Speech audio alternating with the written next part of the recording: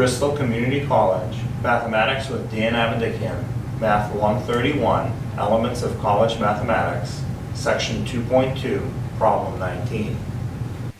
This is Section 2.2, Problem 19. It says perform the indicated row operation for the matrix. And we have a matrix with 3 rows. 1, 0, 1, 3 is the top row, the middle row is 0, 1, 4, negative 2, and the bottom row is 0, 0, 1, 5. And our row operation is to make a new row 2, which is equal to negative 4 times row 3 plus the old row 2.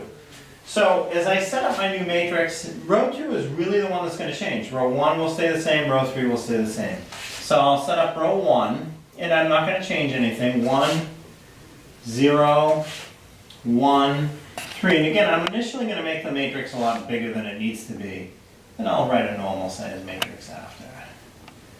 And for my new row 2, I'm going to put some boxes where I'm going to put the work.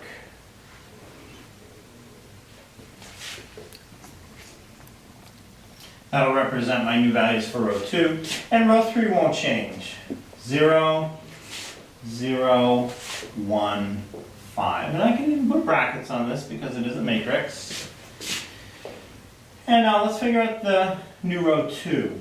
So my row operation says do negative 4 row 1 plus, negative 4 row 3 plus row 2.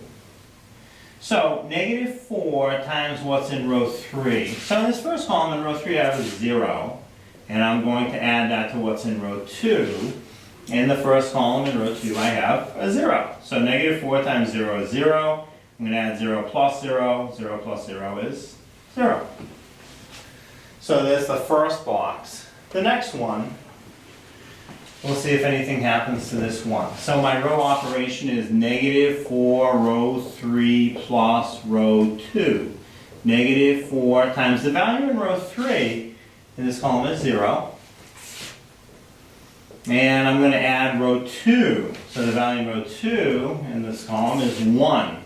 So negative 4 times 0 is 0. I'm going to add 0 plus 1. 0 plus 1 is 1 for my final answer in that box. So the next box, start with same row operation, negative 4 row 3 plus row 2. Fill in the numbers, negative 4 times row 3. So now in the third column over, the value in row 3 is a 1. So negative 4 times 1 plus what's in row 2. What's in row 2 is a 4. So negative 4 times 1 is negative 4. Add negative 4, positive 4. When I add negative 4, positive 4, I get a 0. And finally, in the last box, same row operation. Negative 4 times row 3 plus row 2. So negative 4, row 3, in our last column is a 5. I'm going to go negative 4 times 5 plus row 2. So in this last column in row 2 I have minus 2. So negative 4 times 5 is negative 20. And I'm going to add negative 20 and negative 2 is negative 22. So now I've done all the work. Now I can write a more normal sized matrix. The top row didn't really change at all. 1, 0, 1, 3. I'm just writing them closer together now. So now row 2, after I did that work, in the first column I have a 0. The second column I have a 1.